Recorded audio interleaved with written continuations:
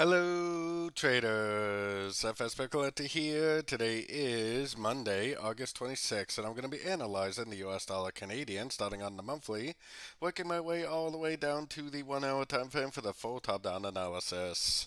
So, on the monthly, I still think this first 5 waves up right here is a wave A. That means that this right here is most likely an ABC of wave B, which should have it taking it down below the low of wave 4 before we potentially get another attempt on the move up.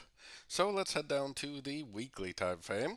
On the weekly time frame, definitely a nice little 5 waves down over here, which is why I think this is very clearly an A.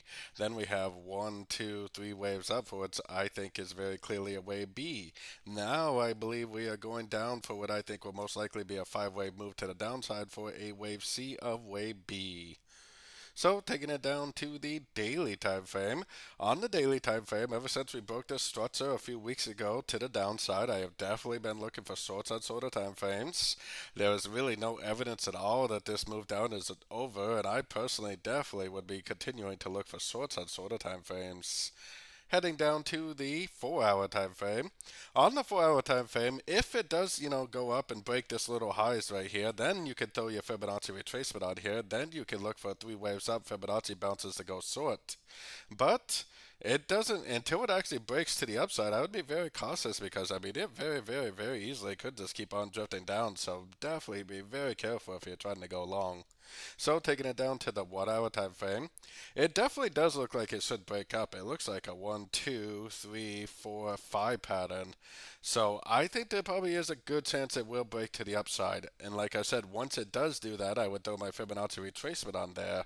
I personally, as a more of a swing trader, would wait patiently for a 3 way pullback in A, B, C correction to go short again for the continuation of the downtrend.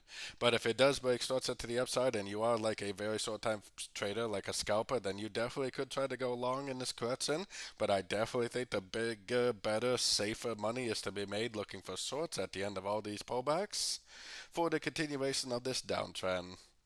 And like I said, it really doesn't even have to make an ABC now. I mean, it could easily just keep on trending down, which is why I personally would only be looking for shorts, and I would only be looking to go short at the end of pullbacks.